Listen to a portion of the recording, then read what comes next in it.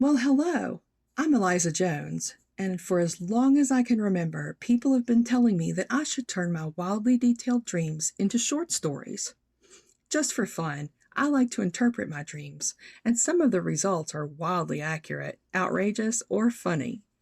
With my tongue firmly in cheek, I'll share these dreams and interpretations with you, along with superstitions, astrology, and other paranormal things. Welcome to Wouldn't Dream of It. Before we dive into this week's dream, I want to express my gratitude. In just 1 week after distribution, we hit double-digit unique listeners on Spotify alone, which qualifies us to be included in the podcasts you may like for other listeners of fictional podcasts. This is because of you. You listened, you told your friends, and they listened too. Please keep on listening and inviting your friends to listen. This will help to keep the show afloat. Another quick note for listeners. I would love to hear about your dreams, and if you're willing, I would like to occasionally dedicate an episode to reading and interpreting the dreams of listeners. I can use your name or not, depending on your preference. Your dreams don't have to be as detailed as mine. They can just be a couple of lines. If you don't remember your dreams, there is a trick to help you if you'd like to remember them. Keep a journal, written or electronic, near your bed, and record something in it every morning right after you wake up. At first you might be recording, "I don't remember," every day, but don't give up. Eventually you'll start remembering bits and pieces, and if you keep at it, you'll start remembering much more. This week's dream is called Permanent Reunion. I received an invitation to some sort of reunion where friends and family, high school classmates, and coworkers, old and current, were gathering. I wasn't sure I wanted to go because I'm an introvert and not fond of crowds, but since practically everyone I'd ever known was going to be there, I decided to give it a shot. I could always leave if I was uncomfortable, right? The invitation included a link to a download for driving directions to the venue, which seemed a little odd to me. Why would they send a link to driving directions rather than just providing the address? I searched for the venue on my favorite driving directions app, but it wasn't found. Thinking that maybe it was new construction, I reluctantly downloaded the directions. On the day of the reunion, my garter secured the sheerest black stockings, which had a delicate crimson floral pattern from the top to mid-thigh. I'd bought the stockings on a whim, but hadn't had an occasion to wear them before today. I donned a little black dress that was the perfect length to allow a peek at the crimson on my stockings, and an intricately woven choker with crimson Swarovski crystals prominently featured. I was very pleased with the effect. I gently placed my strappy 4-inch heels on the floor on the passenger side of my car and set off driving with slipper socks protecting my stockings. Using the downloaded directions, I felt almost like I was driving in circles, but when I attempted to take a more direct path, I got turned around and had to go back to where I last used the directions. Following the overly complex route to the venue, I eventually arrived a little late and more than a little frustrated. I slipped off my slipper socks, laced up my strappy heels, and took a deep breath before exiting my car. The venue was school-like, constructed of brick and heavy glass doors, a loading dock in back, huge parking lot, and sidewalks around most parts of the building. The inside boasted an auditorium, gymnasium, and classrooms. As I walked down the hallways exploring this school that I didn't recognize, I noted that the classrooms had been converted into rooms like you'd find in a roadside motel. Well, like motel rooms, but the bathrooms were shared and in the hallways, and the showers were in the gymnasium. The reunion really didn't include any formal activities unless I'd missed them because of being late. It was basically like a bar crawl from room to room, hanging out with different groups of people and catching up.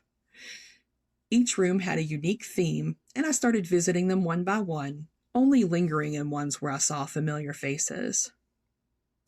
Having just left a room that memorialized those of our group who were no longer among the living, I found a football-themed room where there was a live game playing on the TV.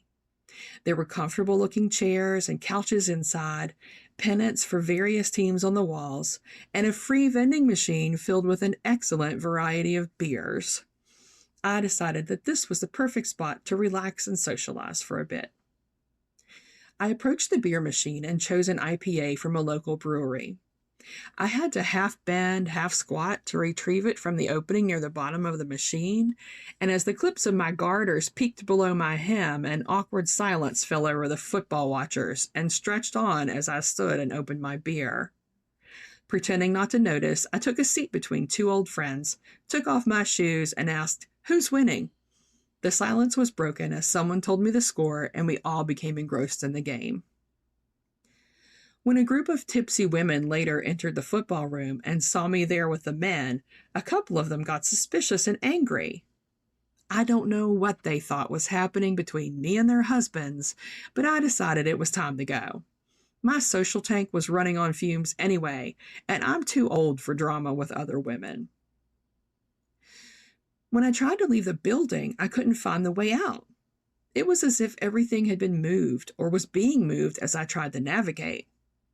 A few other people approached me and shared that they were having trouble finding the exit too. We decided to join forces and look together. We went to the gymnasium, and there we found a man with white blonde hair whose name tag identified him as the school's athletic director. With an unsettling smile, he asked us if we were trying to find our way out.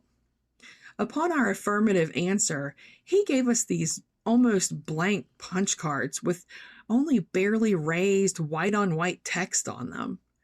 He said as we visited various parts of the building, punches would appear on the cards, and when we had completed the cards, we would be able to find the way out. Wondering why we weren't given these magical punch cards when we arrived, we began trudging around the building, collecting punches by visiting rooms.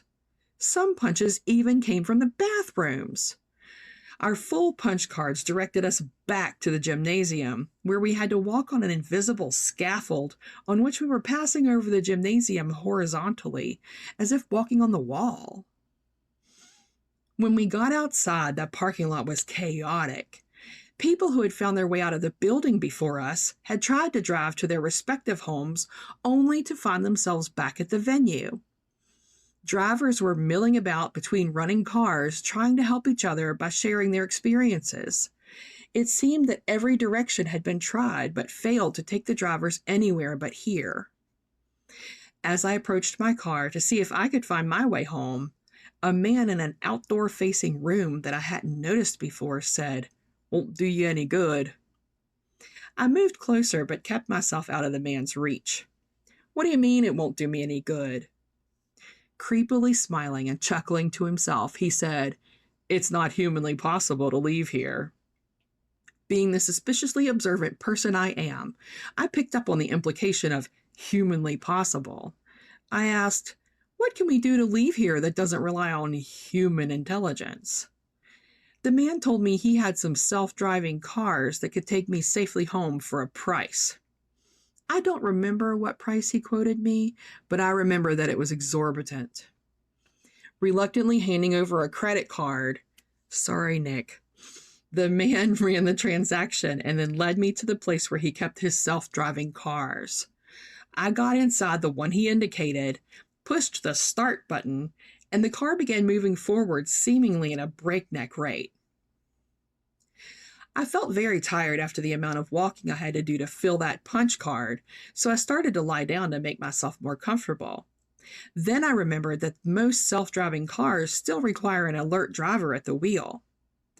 That was when I noticed that the steering wheel was not present and there were no windows in this car. This scared me enough to wake me up in real life. Modern science has indicated that dream interpretation is a bunch of hocus pocus, or hooey, if you will, but some of my dream symbols end up being closely related to thoughts or feelings I've had in my real life recently.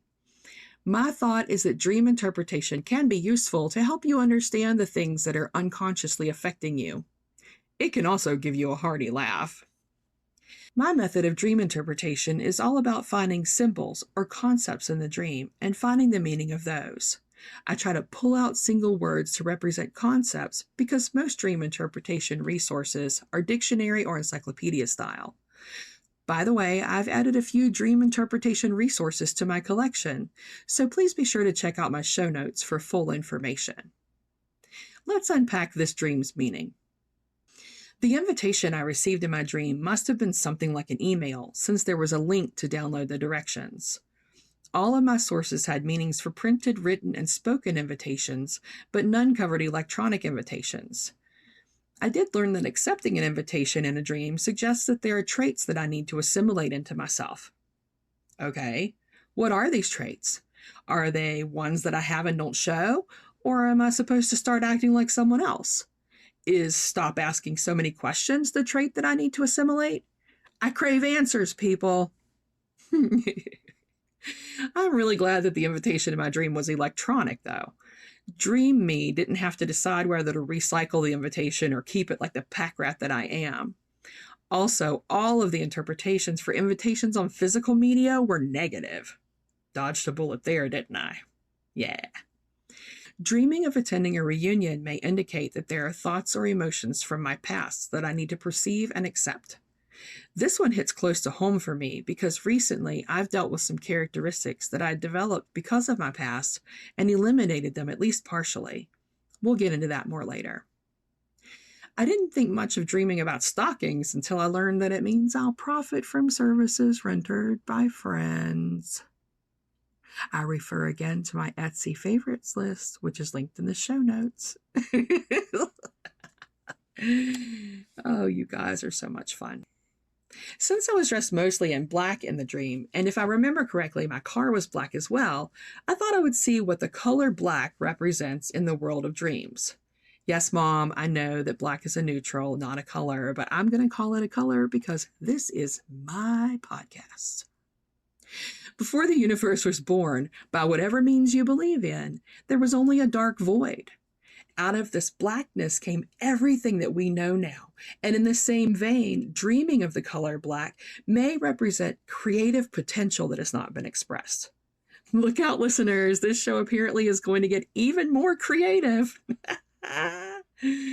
Oh, anyway, I had never dreamed of watching a football game, although I have watched a bunch of it in real life. To dream of football has a twofold meaning, both of which are related to my waking life. First, dreaming of the sport of football itself warns me to watch out for making friends too easily. If you ask my BFF Mishy if I make friends too easily, she'll relate to you the story of when she first met me and thought, "What a bitch." I'm not quick to become a friend, but once we're friends for life as far as I'm concerned. Now, dreaming of witnessing a football game may also indicate fulfillment in my work and a good chance that I will achieve my ambition. Well, I really love creating this podcast, so I definitely find satisfaction in this work. I hope to make this my career someday, but even if I never reach that goal, I still will feel the satisfaction of creating something from my dreams and hopefully entertaining others. I thought for sure that drinking beer in a dream was going to mean something negative, but drinking beer can indicate contentment in a dream. Dreaming of alcoholic beverages of any kind foretells success, but only if the dreamer is drinking responsibly. If the dream includes overuse of alcohol, it can become a harbinger of failure. Glad I only had one beer in my dream. There's so many positives so far, I certainly wouldn't want 3 or 4 more beers to turn the whole thing into a mess. Moving on to the driverless, windowless car at the end of the dream, this seemed really strange to me. Although there are driverless taxis in some places as we speak, they definitely have windows. The best reference I found for dreaming of riding in a car with no driver hints that I need to take a look at the level of control over my life. At first blush, this sounds like You should take control of your life. But in my case, I think it may mean the opposite. Maybe I don't have to always be in control. More on that later, too. Moving on to what I consider the main theme of the dream, let's talk about being trapped in or navigating a complex labyrinth. During our lives, I think we all explore our unconscious mind and find places where we need to shine a light or make some repairs. Psychologically speaking, the labyrinth in a dream, i.e., the building and the whole venue, indicates this journey of exploring our minds and maturing along the way. Finding my way out of the labyrinth foretells happiness and a resolution to the parts of myself that still need work. I have to say that this dream really hit the mark with me. Without going into too much detail, I will share with you that I work with a psychiatrist to help me live with mental illness. Recently, I admitted something to her that I had never told a professional before, and it was like a floodgate opened. What came out of the floodgate? Well, a greater sense of trust and love for my husband, a new appreciation of my life and the experiences that shaped me, an understanding that I don't have to have two-fisted control over my life all of the time, a sense of peace with my children being adults, and just a greater peace overall that I've never before experienced, and a way to turn my dreams that had frightened and vexed me for my entire life into something beautiful. If you live with mental illness, I see you, and I hope that you are seeking the help that you need and allowing whatever helps you to fully help you. There's no weakness in admitting that you need help, and there's no sacrifice in receiving help. Moving on from a serious conversation such as that is a little bit difficult, but it is time to talk about superstitions. Do you ever think about all of the things that we do without thinking of them? You know, things like coughing, sneezing, and peeing? For some of us, these three things go hand in hand. There are superstitions regarding these and many other things that we do without thinking and or do involuntarily. I think it would be fun to discuss these superstitions, some of which are meant to cure and some to frighten. There was a superstitious cure for coughing that may still be practiced in parts of the British Isles. This cure involves boiling 3 snails in barley water and having the person who is coughing drink it without knowing what's in the cup. That's just nasty. Word of advice to anyone who might ever want to help me with a cough, I would prefer to keep coughing over taking this remedy. And I really think that anybody who found out what was in the cup would refuse to drink it too. Sneezing has almost as much superstition surrounding it as tea, and that's saying something. Non-illness related sneezing has long been considered an omen, often evolving over time. One sneeze superstition is based on the number of sneezes. 1 for a wish, 2 for a kiss, 3 for something better. Another is based on the day of the week on which you sneeze. Monday for danger, Tuesday for stranger, Wednesday for a letter, Thursday for something better. Friday for sorrow, Saturday you see your true love tomorrow, Sunday for the devil to have you the rest of the week. I'm thinking the very best time and way to sneeze is 3 times on Thursday to get the double whammy of something better. My kids are going to kill me when they hear me using that voice. Many of us believe that saying bless you to someone who sneezes is a superstition, but it actually has its roots in very sad history. When one caught the plague in Roman times, sneezing usually was the first sign. Saying bless you as they hurried away was people's expression of sympathy and of not wanting to be near someone who may have the plague.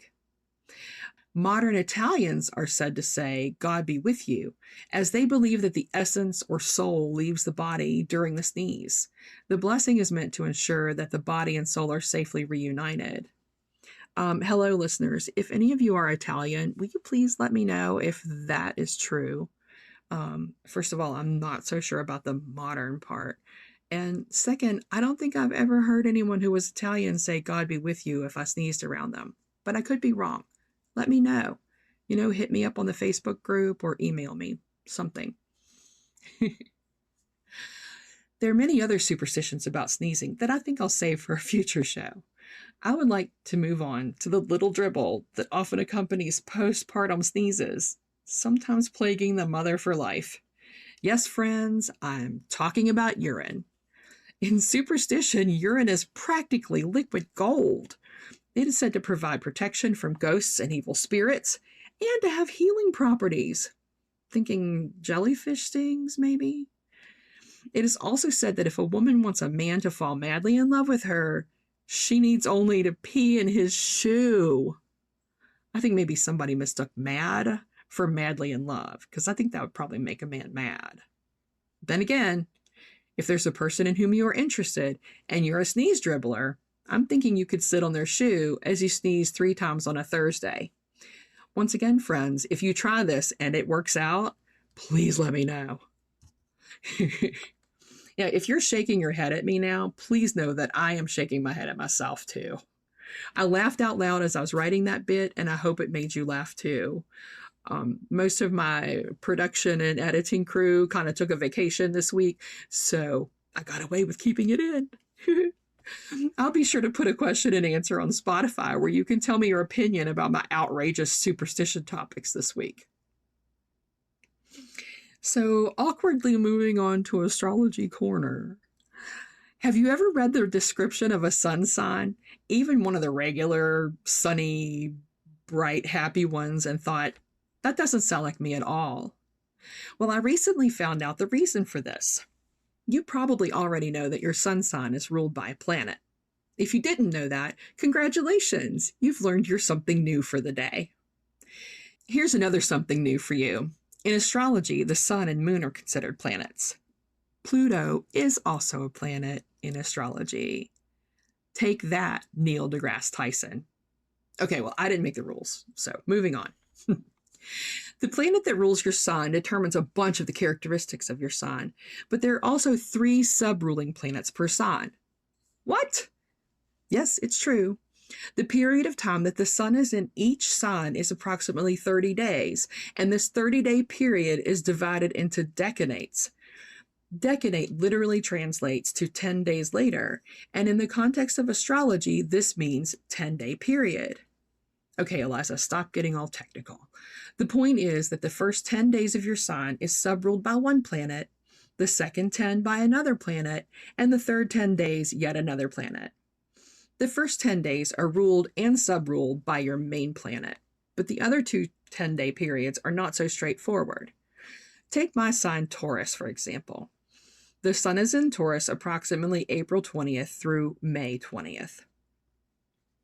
I say approximately because the astrological calendar actually has 360 days, so the dates change a little bit from year to year.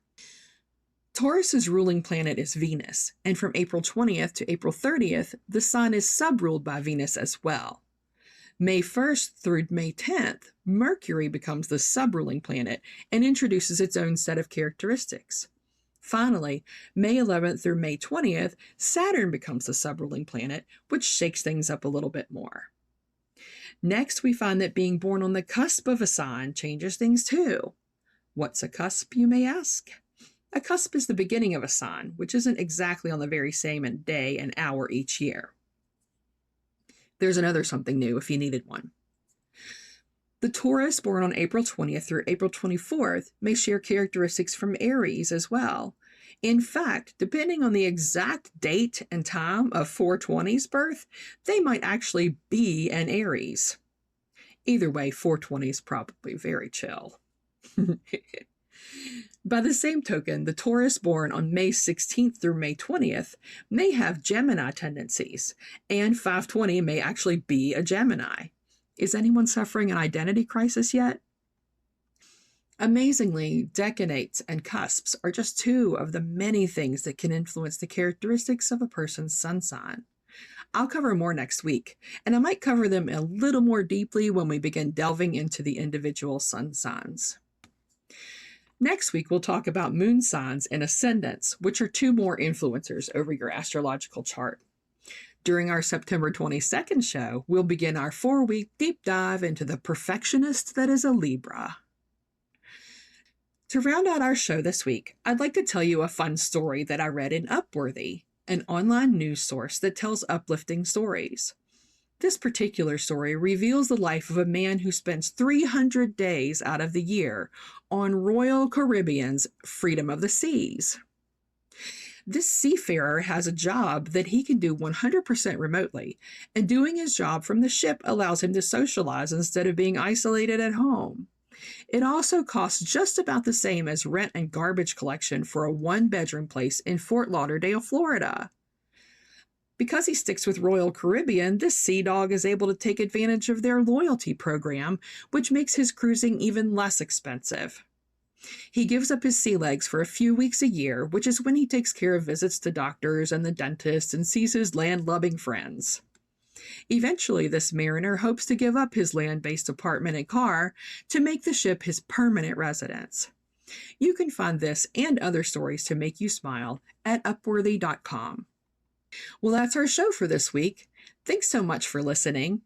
Remember to connect with us on Facebook, Instagram, and Threads at Wouldn't Dream of It, and on TikTok as Wouldn't Dream of It Podcast. Join our Facebook group, also called Wouldn't Dream of It, to talk about the show, my dreams, your dreams, or other fun topics. Share your dreams with me by email at wouldn'tdreamofit@gmail.com.